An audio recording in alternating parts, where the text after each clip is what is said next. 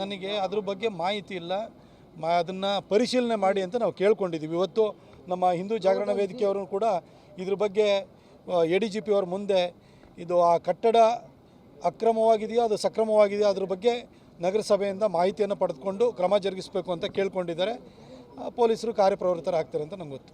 Sir, ಈಗ ಸಿದ್ದರಾಮಯ್ಯ ಅವರು ಹೇಳಿದ್ದಾರೆ ಸರ್, BJP ಅವರು ರಾಜಕಾರಣ ಮಾಡ್ತಿದ್ದಾರೆ ಈ ವಿಚಾರದಲ್ಲಿ. ನಿನ್ನೆ ಅಲ್ಲ ಮೊನ್ನೆ ಈದ್ ಪ್ರೊಸೆಷನಲ್ಲಿ ಹೆಗಲು ಸುತ್ತ ಚಾದರವನ್ನು ಹಾಕ್ಕೊಂಡು ತಲೆಗೆ ಟೋಪಿ ಇಟ್ಕೊಂಡು ಪ್ರವಾದಿ ಮೊಹಮ್ಮದ್ ಪ್ರವಾದಿ ಅಂತ ಕರ್ಕೊಂಡು ಶಾಂತಿಪ್ರಿಯ ಧರ್ಮ ಅಂತ ಹೇಳಿಕೊಂಡು ಭಾಳ ಉದ್ದುದ್ದ ಭಾಷಣವನ್ನು ಮಾಡಿದ್ರು ಸಿದ್ದರಾಮಯ್ಯನವರೇ. ಈ ಕಲ್ಲು ಬಿಸಾಡಿದವ್ರು ಯಾರು? ಶಾಂತಿಪ್ರಿಯರದ ತಾಣವಾಗಿರುವಂಥ ಮಸೀದಿಂದಲೇ ಕಲ್ಲು ಬಿದ್ದಿದೆ. ಅವರು ಶಾಂತಿಪ್ರಿಯರಿಲ್ಲ ಅಲ್ಲ ಅಂತೇಳಿ ಜಗತ್ತಿಗೆ ಗೊತ್ತಿದೆ. 57 ಇಸ್ಲಾಮಿಕ್ ದೇಶದಲ್ಲಿ ಎಲ್ಲೂ ಶಾಂತಿ ನೆಲೆಸಿಲ್ಲ. ಅವರೇ ಬಹುಸಂಖ್ಯಾತರಾದರೂ ನೆಲೆಸಿಲ್ಲ.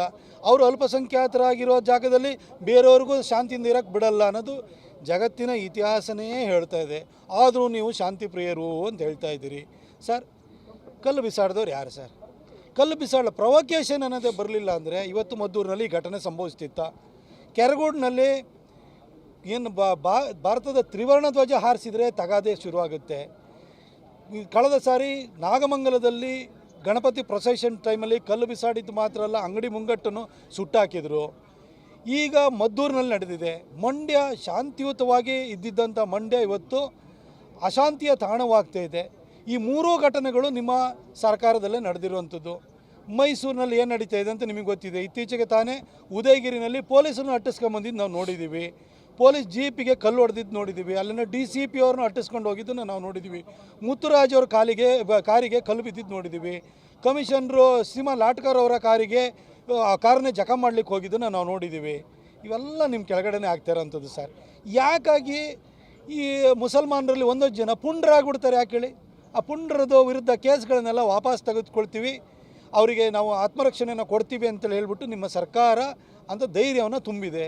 UIPA ಕೇಸ್ಗಳನ್ನು ವಾಪಸ್ ತೆಗೆದುಕೊಂಡಿದ್ದೀರಿ. DJ ಹಳ್ಳಿ ಮತ್ತು KG ಹಳ್ಳಿ ಪ್ರಕರಣಗಳನ್ನು ವಾಪಸ್ ತೆಗೆದುಕೊಂಡಿದ್ದೀರಿ. ಈಗ ಎಲ್ಲ ಅವ್ರ ವಿರುದ್ಧ ಇದ್ದಂಥ ಎಲ್ಲ ಪ್ರಕರಣಗಳನ್ನು ವಾಪಸ್ ತೆಗೆದುಕೊಂಡು ಅವ್ರನ್ನ ಶಾಂತಿ ಪ್ರಿಯರು ಅಂತ ನೀವೇ ಅವರಿಗೆ ಸರ್ಟಿಫಿಕೇಟ್ ಕೊಡ್ತಾ ಇದ್ದೀರಿ. ಹಾಗಾಗಿ ನಮ್ಮವನೇ ಇದ್ದಾನೆ, ಮುಖ್ಯಮಂತ್ರಿ ಆಗಿದ್ದಾನೆ, ನಮ್ಮನ್ನು ಪ್ರೊಟೆಕ್ಟ್ ಮಾಡ್ತಾನೆ ಅನ್ನೋ ಧೈರ್ಯ ಅವ್ರಿಗೆ ಬಂದಿದೆ. ಹಾಗಾಗಿ ಕಲ್ಲು ಬಿಸಾಡ್ತಾ ಇದ್ದಾರೆ.